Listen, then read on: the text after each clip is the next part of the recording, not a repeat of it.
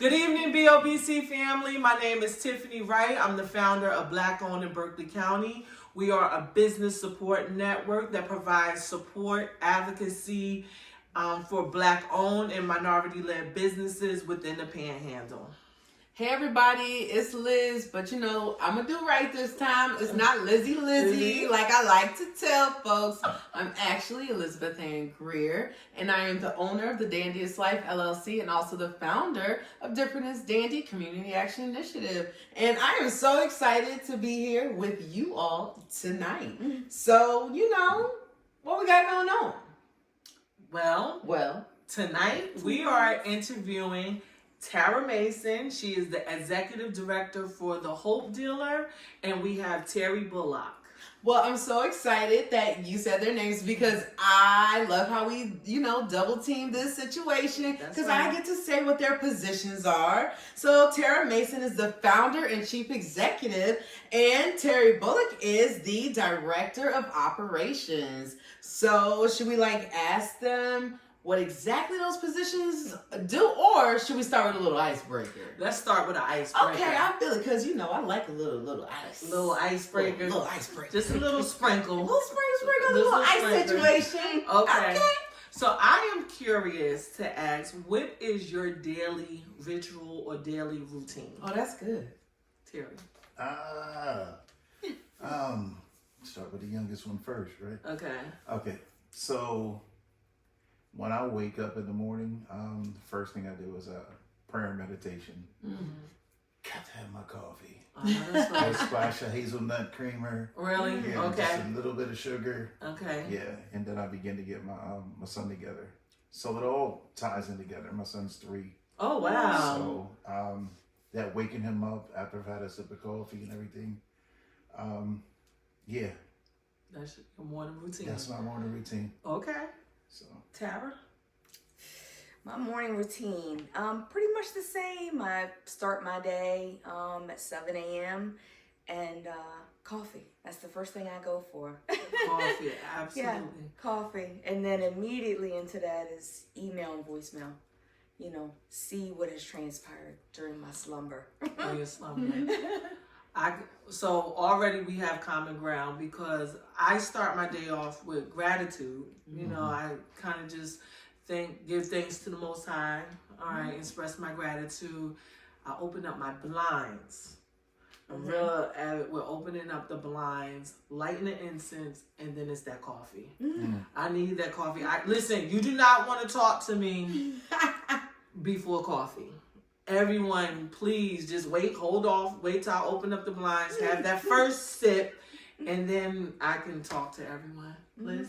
I'm sorry. Can I just pivot for a quick second? Yes, please. Since all 3 of you decided to mention coffee, the best part of waking up is Folgers in your cup. I just had to say that. I'm sorry.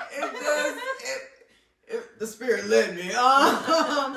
Yeah, so, I don't think I get to just awaken on my own because there's 3 little people who decide to move me on their own. And so I am still seeking an excellent morning routine. I have a pretty decent evening routine, and it's called Mommy's Revenge. Oh, really? Yeah. So typically those transition into a morning routine because I like to be up until the sunrise, so me and the sun greet one another, and then I'll take a nap and then go to work. Really? Yeah, so I greet the sun.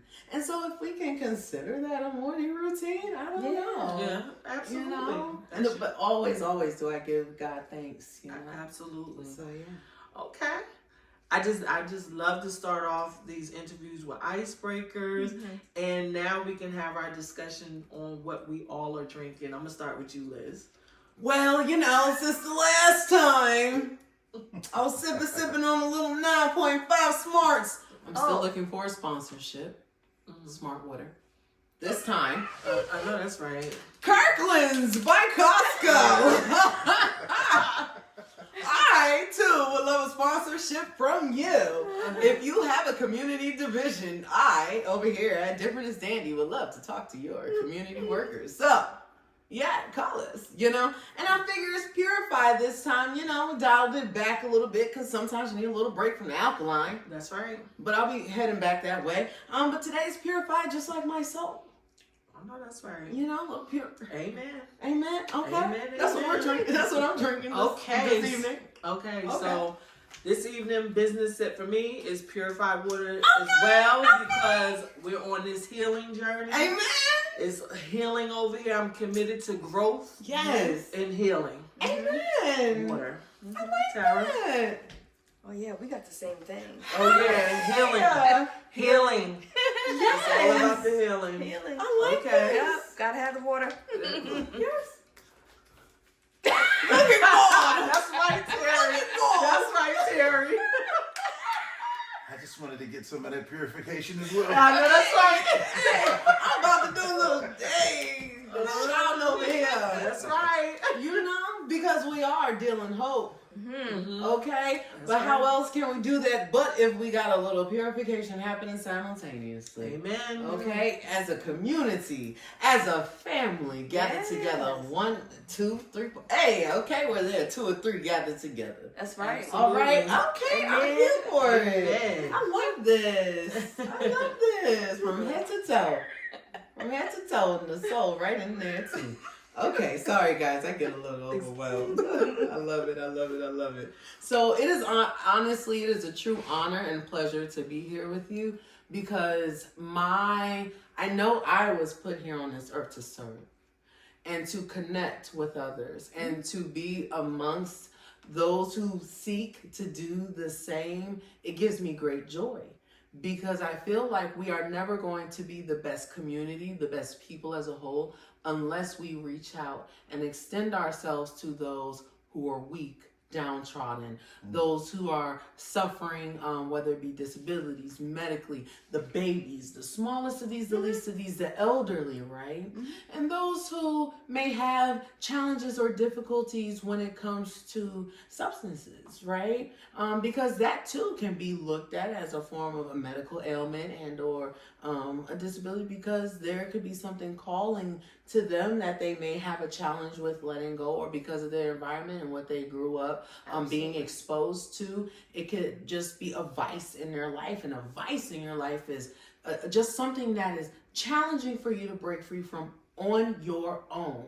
But lest there be someone who reaches back to you that shows you love and grace and compassion, then you can have compassion for yourself. Absolutely. So I would love it if, am I allowed to? Absolutely. I would love it if you would share with us about what you do and how you do it and what led you and inspired you to do what you do and the way you do it, because no one can do it how you do it. Yes. Okay.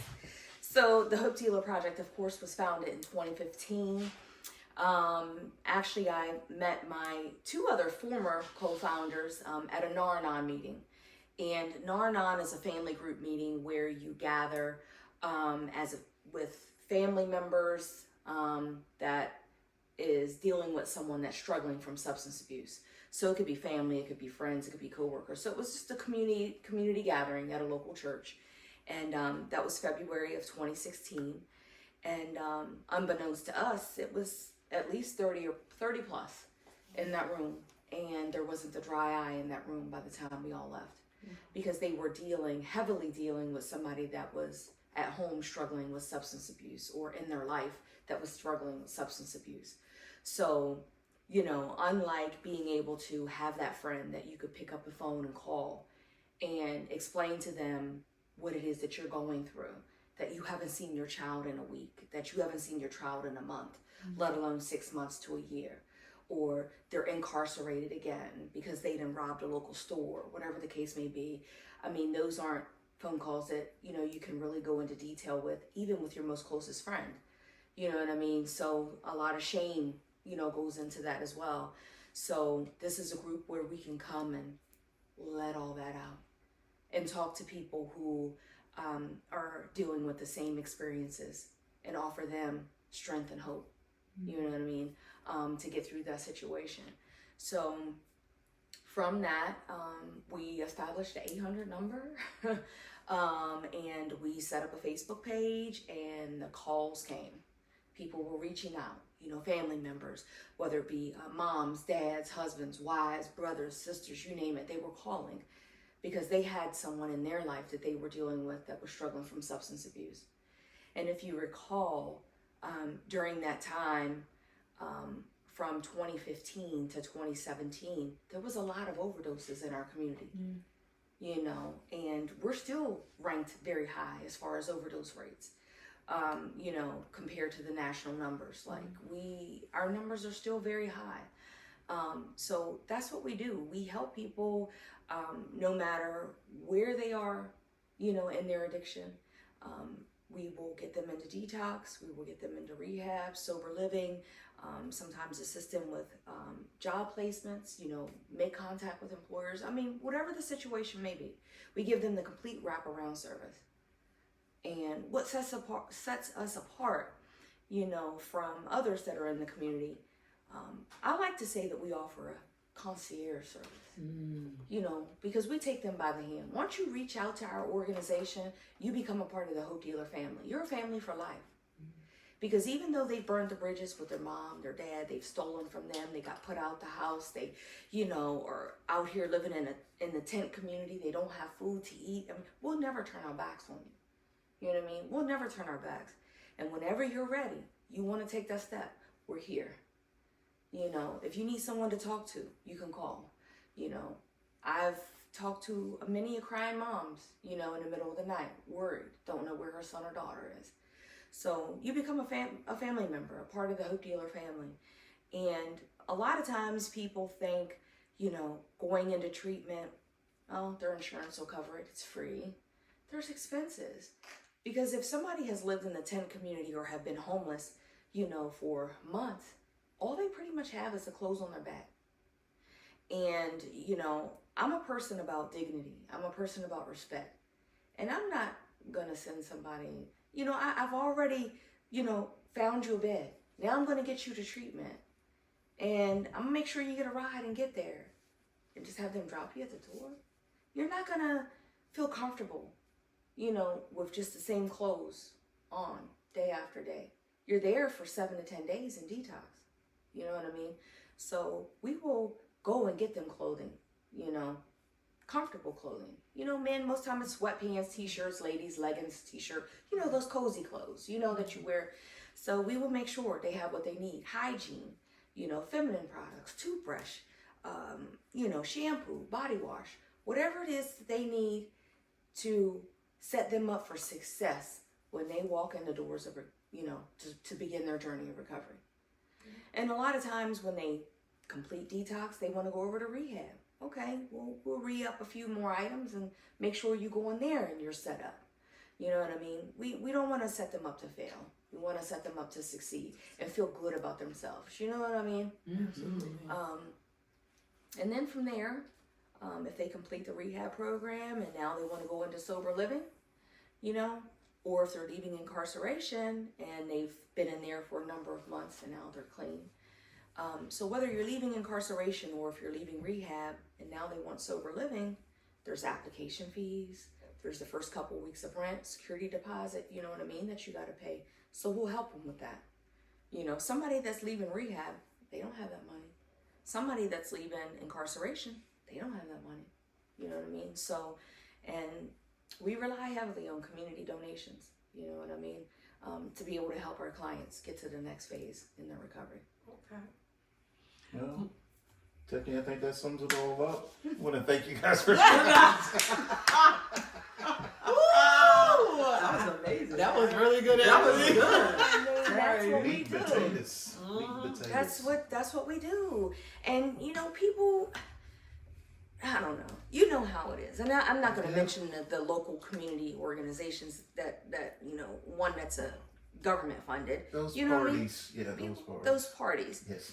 That will help people get into treatment. Yeah, they get you there to get you in the door. That's it. Or they, we just luckily got approved to go into the jail now. So I can actually go in and meet my client, get the application, for a rehab detox. For years, since day one, we just got this on Wednesday. Yeah, we just got approved on Wednesday to go into the jail now. And you started, and this program started in 2015? 2015. Wow. Almost a decade. Wow. Yeah, it took to be able to get into the jail. Mm-hmm. State-funded organizations here in the area can. But a lot of times, you know, their volume is so high and, you know, people that are incarcerated end up calling me. I've been calling for days and weeks and I got court tomorrow and I need to know if I have a bed and they haven't called me back. Oh. Lawyers calling me at 11 o'clock at night on Sunday. My client has court tomorrow and they were working with, you know, this other organization and they never heard back from them. Can you help me get a bed? You realize it's 11 o'clock on a Sunday night. Yeah. I said, hold on, let me see what I can do. Call in there and get him a bed. Show up to court with the attorney. Here's the bed letter.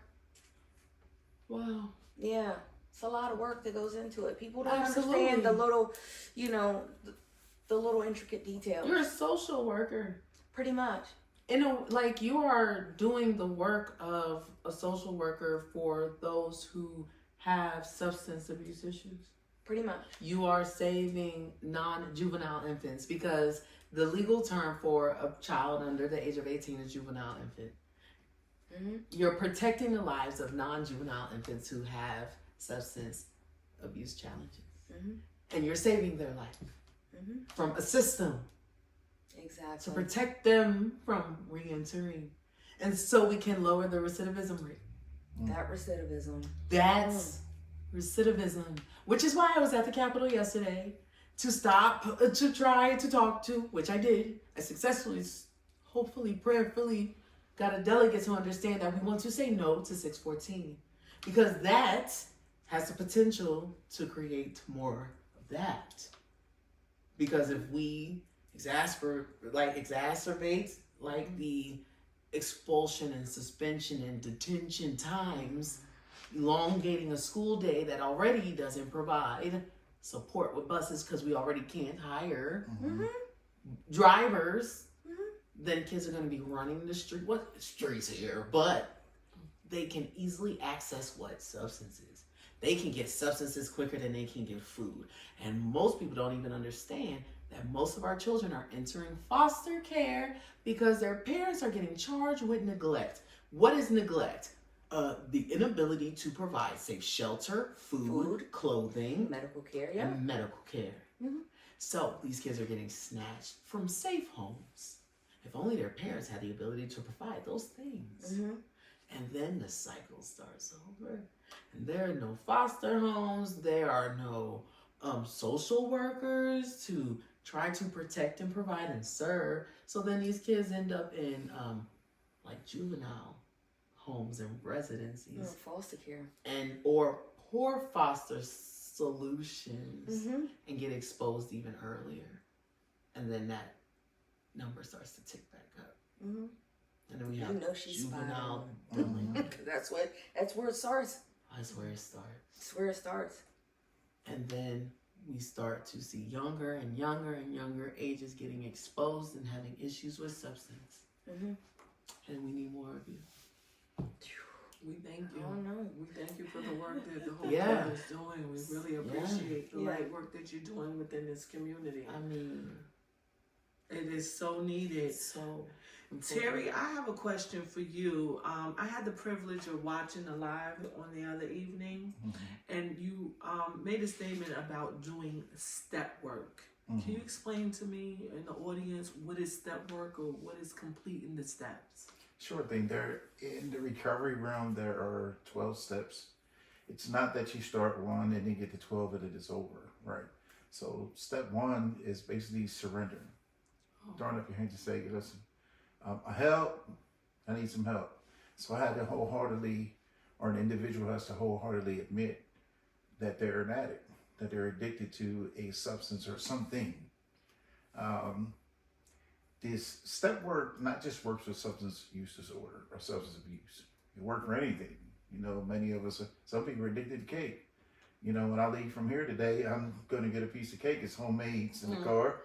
But, I understand. What? You didn't bring it in? Wait, don't put that in there. So, but seriously, it's step work is best done with a sponsor, someone that has actually been through those same challenges or so forth. But if the sponsor actually guides them through, it could be an AA book, NA book, whatever anonymous group, whatever anonymous organization.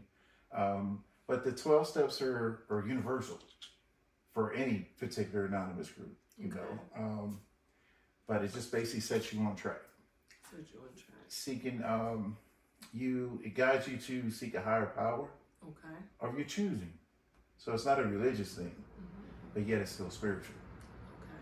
So finding a God of your own understanding, whichever you choose, if it works for you, it works for you. But that's pretty much what the steps are. Okay. You know, they call some of us steppers. Steppers. I haven't always been a stepper, but I am today.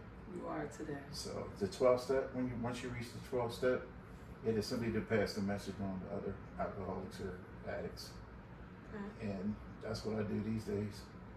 How long have you been a stepper?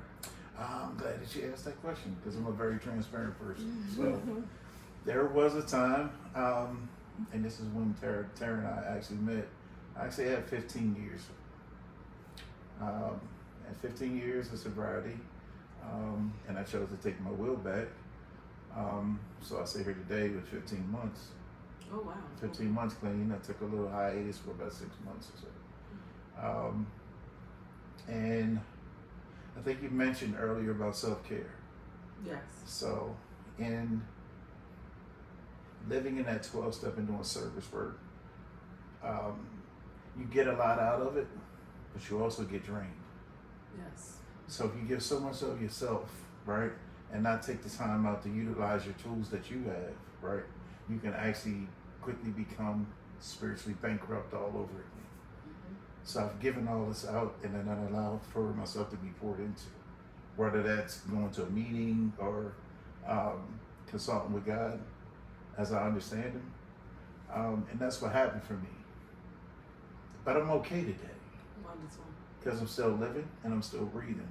And it was just something that I've learned throughout my course of life. So I'm living my best days. I am, because I've learned through those ordeals. And I'm grateful. And I decided, if I may, Tara Mason has been great. You know, she has done what Tara Mason does. She's always been in my corner. And I think we actually met even though we were familiar with each other, we met on a professional level as well. Had a little meeting at a place that I won't name, right? A place that I used to work at. And it was a pleasure to see what she was doing in the community, which it was a similar thing. And that venture that she's now embarking on, had a little meeting at a place that I won't name, right? A place that I used to work at. And it was a pleasure to see what she was doing in the community, which it was a similar thing. And that venture that she's now embarking upon in regards to going into the jails, I used to have the privilege to go into the jails at one point in time. And I know she had to look at it like, because I was looking at it like, why is she not here and I'm here? But she utilized me at the time, right, which was great. You know, can I share that? Is it okay? So, in my humility, right, because of things that I've done more recently, troubles of my own making, you know, legal issues of my own, I called Tara up when we were supposed to go meet, and I said, I don't think it's a good idea for me to show up. So I'll support from the background over here. I did that journey. And I didn't want to taint what we stand for. So why not allow those that are part of our organization to show up and get this thing started? So now the foot is in the door and the boots are about to be on the ground. That's right. You know, an assistant where we could have been, I'm not going to say should have been, could have been before. A lot of oppositions. A lot of oppositions, and you learn that through the step work. Like when you get to the part where you're making amends, you write down a list of people that you've offended and so forth. Then you get to making amends with people, whether it's a living amends or somebody that's gone, you give it up to God and say, listen. But you also have to be careful in making amends. Like there's certain things that I can't go to a person and talk about or even apologize for simply because it might harm them or somebody else. It might bring somebody else into the picture and it might harm them as well. And then you just carry on and the step work just sets you free. A lot of people don't understand. They've been doing step work. People that are not substance use,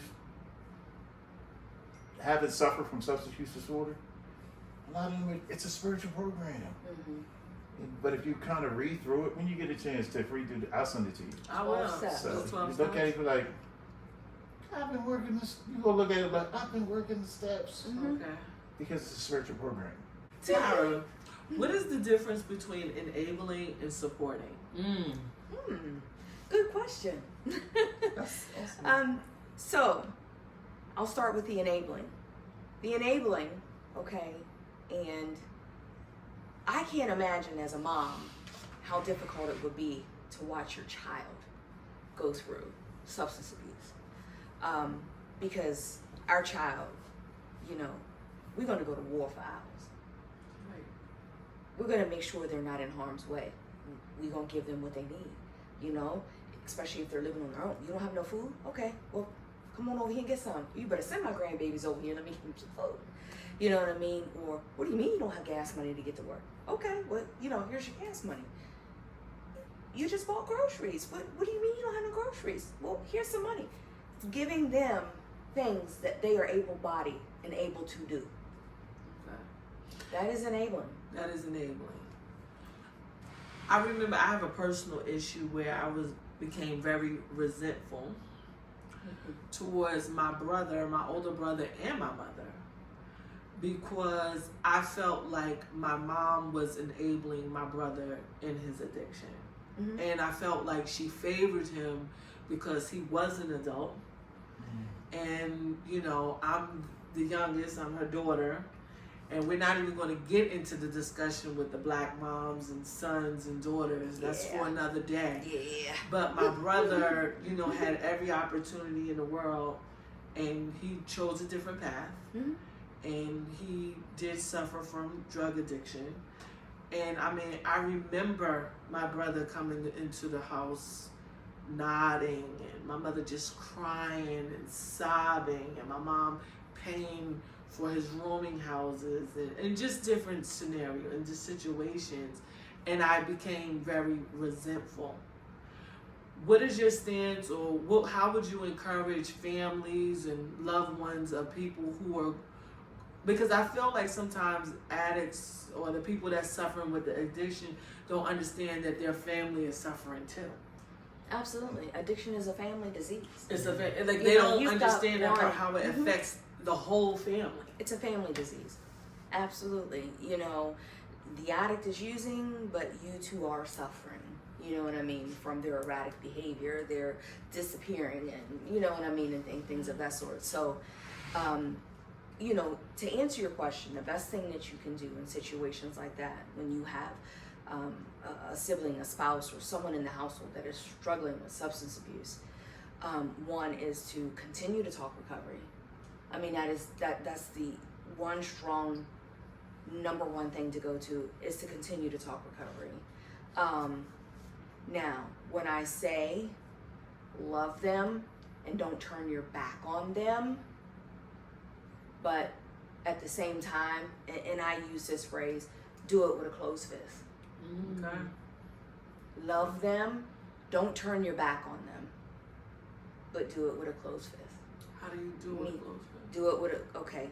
So that financial support, you're giving them money you know, they're giving you excuses. Okay, they're saying they need money for gas, or they need money for food.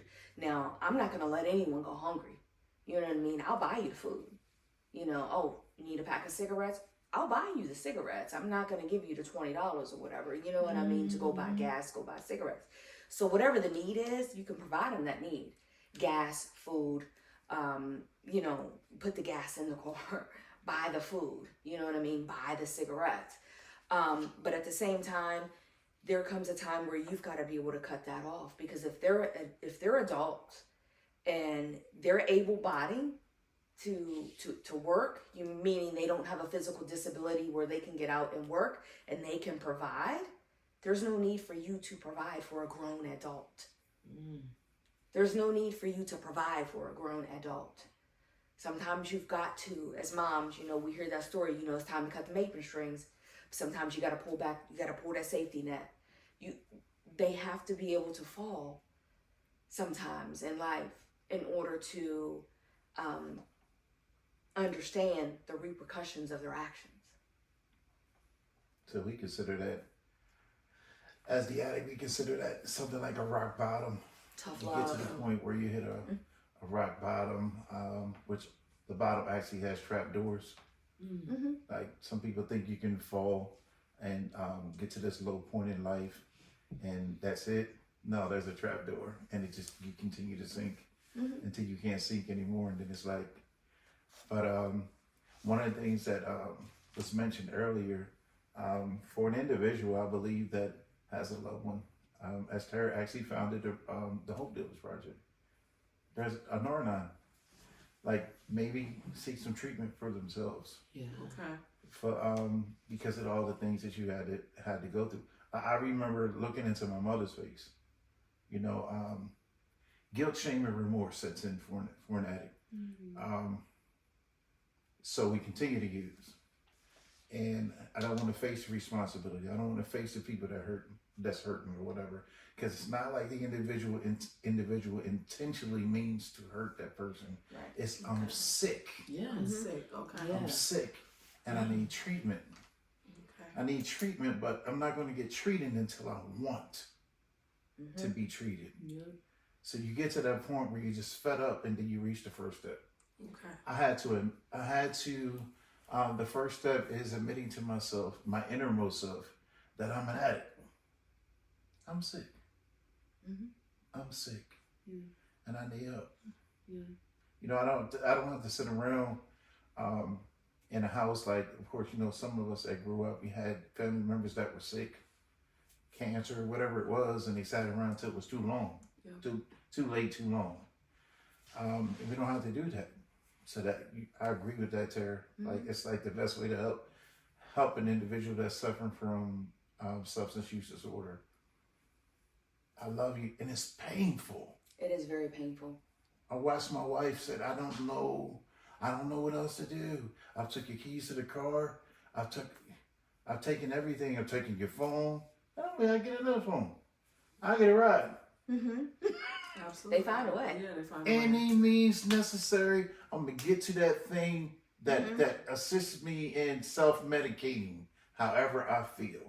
Yeah. Did you hear that key word? So I'm working on degrees in community care and counseling, marriage and family. But the key word he said was self-medicating, Yeah. which a lot of people miss, right? But why are you medicating? To heal, cure, soothe, ailment, sick, harmed, hurt, Trauma. right? So Trauma, pain, confusion. There is something amiss within the physical being, right? And so there's so many people within the world, the outer world, who don't have a deeper connection, because I have members in my family who have suffered or who have dealt, right? And who have been trapped, loved ones, friends, but what have you. And there are people who are like, whatever, they did that to themselves. They can say no anytime. It's nothingness. No There's empathy. nothingness. Yeah. No empathy. Right. No empathy. And this empathy is the key. People say it's communication is the key. Having willpower, they gotta say yes in their chest. No. empathy in all things, love and understanding. Yes. And before communication, if you don't have an empathetic heart, mind, and soul, there can be no moving forward. Absolutely. And even when that person has to decide for themselves, they have to choose to love themselves. Right? But many of us don't even know how to do that. Right? And so it's the to love is to care for and consider oneself and another at the end of the day. I'm glad that you said that, because in the realm of recovery, right, one of the slogans is, we're going to love you till you learn to love yourself. Hey. Wonderful. Oh, So that empathy That's right what it there, is. like you're surrounded by people that are familiar with your pain. Yes. And it's crazy because family members or loved ones will sit back and be like, well, I was trying to do that the whole time. I was here. I love it. And then they feel some kind of way, especially when we go to make the amends process. Like, well, I was trying to help you all this time. I've always been here. I get it. And if a person that struggles with addiction does not properly work the steps, when they get to that amends part, and Tara, you shut me down, you don't want to hear nothing I gotta say, I did my part. But the steps allowed me to get to that part where I'm spiritually fit to accept the things that I cannot change. But it also gives me courage to change things that I can. But I have to have the wisdom to know the difference. And allow for Tara to heal, allow for Tiffany to heal, because they went through some things too. I wasn't in this thing by myself. So, and I'll say this and I digress, like everything that was attached to me was losing. It was losing because I was losing. I chose to lose. So spiritually they were losing, right? But when I got well and I was getting better and I looked in the mirror and I said, we winning, baby. Everything attached to me began to win. Absolutely. So we're no longer losing. Absolutely. We're healing. I'm healing. Still sick, but I'm healing. Absolutely. So This is wonderful. Tara, how can people support the Hope Dealer? What can people do? How can they reach you? Could people drop off items to you?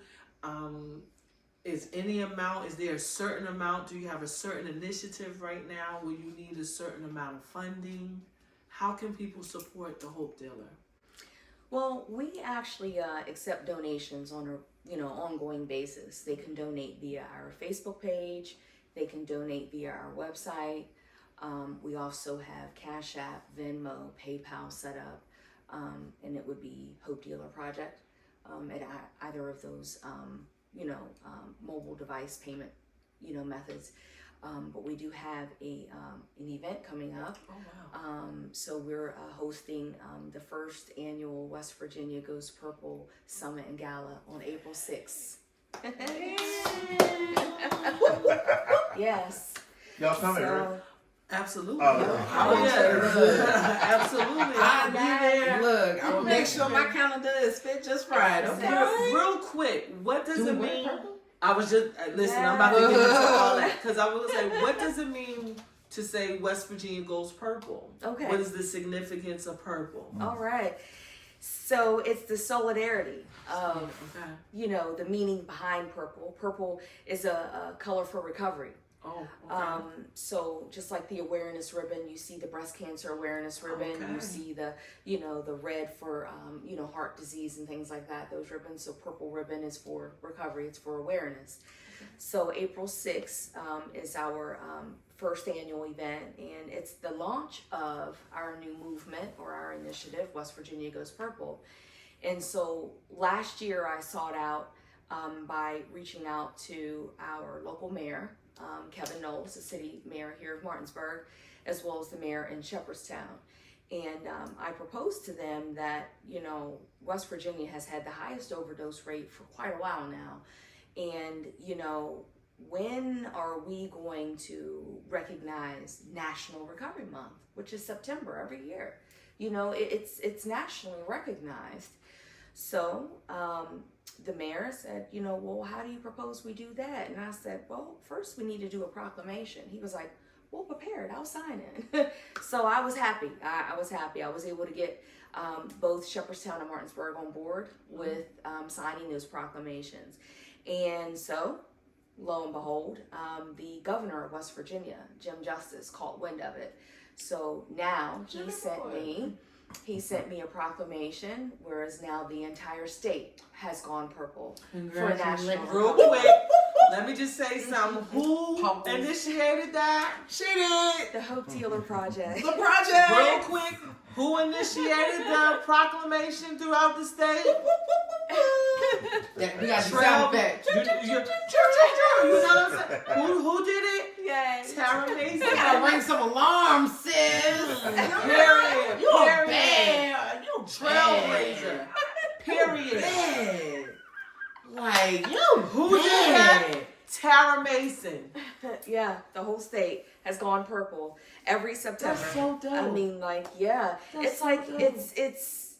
it's monumental. Like, Absolutely. It's Huge. historic. Huge. And they want That to talk part. about West Virginia That having part. the Yesterday. highest overdose rate. Like, we Like, still have, So people great. dying from overdoses, and they want to still talk about the overdose rate. But what can we do as a collective? What can we do as a community? What can we do as a county, as a state, as a whole? Let's end the stigma and let's embrace recovery.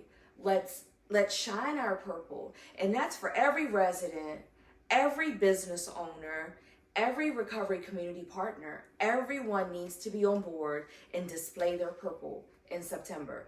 So if you work in a business establishment where you have Purple Fridays, get those purple Oxfords on. You know what I mean? If you live in a community and you have a front porch light, put the purple bulbs out. You should see, I had purple bulbs in the front window and in my windowsill. Like, get the purple out.